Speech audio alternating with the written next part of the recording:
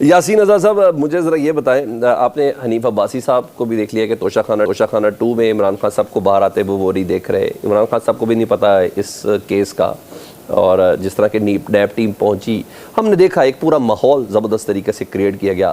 رانا ثناء اللہ صاحب نے کہا تھا ابھی مقصود نہیں ہے، سر اقبال صاحب بھی کہہ رہے کم از کم 5 سال رہنا چاہیے. اب یہ 7 گھڑیاں 10 قیمتی تحائف، آپ کو کوئی جان نظر آ رہی ہے اس کیس میں کہ یہ محض سیاسی کیس لگتا ہے آپ کو؟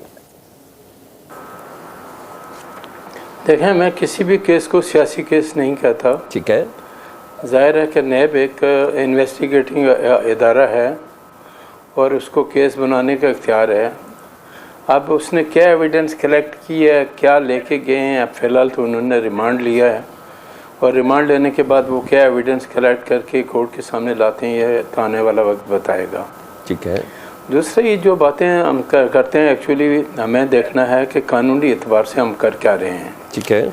قانونی اعتبار سے میں آنریبل سپریم کورٹ میں جب شروع میں کیس کی پروسیڈنگ ہوئی تو تقریباً 3 دن تک میں سپریم کورٹ میں پروسیڈنگ کو دیکھتا رہا، سنتا رہا. اب یہ بات تو درست ہے کہ الیکشن کمیشن آف پاکستان نے ایک فیصلہ کیا اور اس کے بعد آپ اس کیس کو لے کے پشاور ہائی کورٹ میں، پشاور ہائی کورٹ نے الیکشن کمیشن آف پاکستان کے فیصلے کو مینٹین کیا. ٹھیک ہے. اور اس کے بعد سنی اطاعت جو ہے وہ آئین کے آرٹیکل 185 کے تحت سپریم کورٹ آیا. ٹھیک ہے. 3 دن تک جو ججز کے ریمارکس یہ تھے وہ یہی تھے کہ جو سنی اطاعت ہے اس کو ریزرو سیٹیں نہیں مل سکتی. بحث یہ تھی کہ اگر ان کو نہیں مل سکتی تو پھر کس کو ملیں گی، سوال یہ تھا. ٹھیک ہے. اب جب آپ آئین کے آرٹیکل 185 کے تحت اپیل میں آئے سپریم کورٹ میں تو آنریبل سپریم کورٹ کو آئین کے آرٹیکل 185 کے تحت اپیل تک ہی اپنے آپ کو محدود کر لینا چاہیے تھا. ٹھیک ہے. کیونکہ عموماً جب ہم کسی کیس کے خلاف اپیل کرتے ہیں تو ہمیں اپیل کے دائرہ کار سے باہر نہیں جانے دیتے. ٹھیک ہے. یہاں کسی بھی صورت میں پی ٹی آئی بحیثیت پارٹی اس کیس کے اندر موجود نہیں تھی. ٹھیک ہے. اب آنریبل سپریم کورٹ کا جو ججمنٹ آیا اس میں تو یہ آ گیا کہ سنی اطاعت کسی بھی صورت میں ریزرو سیٹوں کا رائٹ نہیں رکھتی. ٹھیک ہے. اور اس کی اپیل کو ڈسمس کر دیا گیا. ٹھیک ہے. اور ریلیف اس پارٹی کو دے دیا گیا جو پوری پروسیڈنگ میں حصہ ہی نہیں تھی. ٹھیک ہے. تو یہ تو آنریبل سپریم کورٹ کی بات ہوئی. اور جس طرح ابھی تھوڑی دیر پہلے یہ بات ہوئی کہ اس میں بہت سارے لوگ پی ٹی آئی کے جو انڈیپینڈنٹ ابھی بھی ہیں اور بہت سارے جو لوگ ہیں سنی اطاعت میں چلے گئے، اور جو سنی اطاعت میں گئے ہیں انہوں نے ایک ڈکلیریشن دیا کہ ہم اس جماعت کے جو منشور ہے اس کی پابندی کریں گے. ٹھیک ہے. اس ڈکلیریشن کی بنا پر آنریبل سپریم کورٹ نے جو 39-41 آدمیوں کو جو سنی اطاعت میں چلے گئے ان کو یہ آپشن دینا کہ آپ واپس پی ٹی آئی میں جانے چاہیں تو جا سکتے ہیں. تو ایک ڈکلیریشن اگر وہ پی ٹی آئی میں جاتے ہیں تو وہاں دیں گے. ایک ڈکلیریشن انہوں نے سنی اطاعت کو دیا ہوا ہے، وہ ڈکلیریشن ہے. تو پھر آئین کا آرٹیکل 62-63 کیا ان کی سامنے نہیں آئے گا؟ یاسین اللہ صاحب میرا بالکل عوامی سا سوال ہے، قطع کلامی معاف. اسی پہلے جب یہ کیس کی پروسیڈنگ چل رہی تھی تو 3 دنوں کے دوران بار بار معزز جج صاحبان میں سے اکثریت نے یہ کہا تھا کہ یہ جو مخصوص نشستوں والا کیس ہے اس کی بنیاد 13 جنوری کا سپریم کورٹ کا فیصلہ ہے جس میں بلے کا نشان ان سے لیا گیا. اور ڈکلیریشن کے حوالے سے یہ تھا، یہ بار بار پی ٹی آئی کے وکلاء یہ کہہ رہے تھے کہ ہماری ڈکلیریشن ایکسیپٹ ہی نہیں کی جا رہی تھی، جس کی بنا پر ہمیں باقاعدہ فورسفلی کہا گیا کہ یا آپ کسی اور جماعت کے اندر شامل ہوں.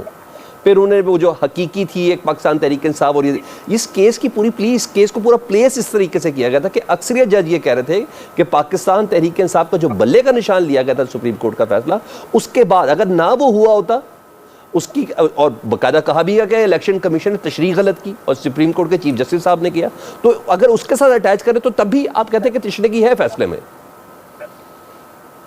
نہیں، فیصلے میں اس لیے ہے کہ میں آپ کے سوال کا ہی جواب دیتا ہوں کہ فرض کریں آپ کی اس بات کو مان لیا جائے کہ آنریبل سپریم کورٹ نے یہ بات کہی، تو اب سوال یہ پیدا ہوتا ہے کہ آنریبل سپریم کورٹ کے فیصلے کے مطابق آپ سے تو نشان چھینا گیا نا. پارٹی بحیثیت پارٹی تحریک انصاف آج بھی الیکشن کمیشن آف پاکستان کے اندر ایک رجسٹرڈ پارٹی ہے. ٹھیک ہے. पी टी आई के लोग ये आज़ाद उम्मीदवार के हैसियत से इलेक्शन जीत गए, ठीक है, तो इन पे कौन सी पाबंदी थी कि वो बजाय सुन्नी इत्तेहाद के बजाय पीटीआई में क्यों नहीं गए? ठीक है, क्या उनके सामने कोई रुकावट थी? ठीक है, मेरे नज़दीक कोई कानूनी रुकावट नहीं थी। ठीक है। और ये जो हमारे लीगल एक्सपर्ट जो पीटीआई के अंदर है, मैंने दोस्तों से बात की भी है, तो उन्होंने कहा हमारा पॉइंट ऑफ व्यू ये था, लेकिन हमारी मजबूरी ये है कि हमारा कायद इन बातों को नहीं मानता। ठीक है, वो कहते हैं जो मैं कहता हूँ वो करें। ठीक है, मेरे नज़दीक पीटीआई में इन लोगों के लिए जाने के लिए किसी किस्म की कोई रुकावट नहीं थी। इंडिपेंडेंट कैंडिडेट थे, ठीक है, जीतने के बाद कहते जी PTI बहैसियत election commission of Pakistan में एक रजिस्टर्ड पार्टी है, हम इसमें शामिल होने के लिए यानी रिव्यू में जाए तो उसको कोई इम्कानात रोकता है था, अभी भी। कोई- आप समझते हैं कोई गवर्नमेंट का कोर्ट में केस चैलेंज तगड़ा है अगर रिव्यू में जाए तो? तो मेरे हिसाब से जो 41 मेंबर जो सुन्नी इत्तेहाद में गए हैं, ठीक है, उसकी वजह से जो इस वक्त तक लीगल पोजीशन आ रही है, चूंकि डिटेल आर्डर अभी तक ऑनरेबल सुप्रीम कोर्ट का आना बाकी है, ठीक है, और साथ में उन्होंने उन लोगों को कह दिया कि 15 दिन के अंदर अंदर आप उधर जाने चाहें तो जा सकते हैं। ठीक है, तो अब ये लीगल एक्सपर्ट जो पीटीआई के लोग हैं, जो हमारे दोस्त बड़े जज्बाती अंदाज में बात करते हैं, ठीक है, उन पे डिपेंड करता है कि जिस तरह पहले उन्होंने एडवाइस अपने लोगों को क्यों नहीं किया पीटीआई में जाएं, और अब वो लोग जो सुन्नी इत्तेहाद में बाकायदा पार्टी का एक हिस्सा बन चुके हैं डिक्लेरेशन देने के बाद, अब वो जब वापस पीटीआई में जाएंगे तो पीटीआई में जाने के बाद अगर उनकी हैसियत को कोई चैलेंज करता है और ये कहता है कि आपने जो डिक्लेरेशन वहां दिया था वो सही है या जो डिक्लेरेशन आप दे रहे हैं वो सही है, ठीक है, तो एक लीगल कॉम्प्लिकेशन झूठ की आएगी ना सर। ठीक है, तो समझ झूठ की लीगल कॉम्प्लिकेशन आएगी तो आर्टिकल 62, 63 का मामला बीच में आएगा। ठीक है यासिन साहब, ये बहुत सारे डिटेल ऑर्डर मैं एक ब्रेक ले लेता हूँ ना, बिल्कुल डिटेल ऑर्डर बहुत सी चीजों की जो तशरीह है उसको भी खत्म कर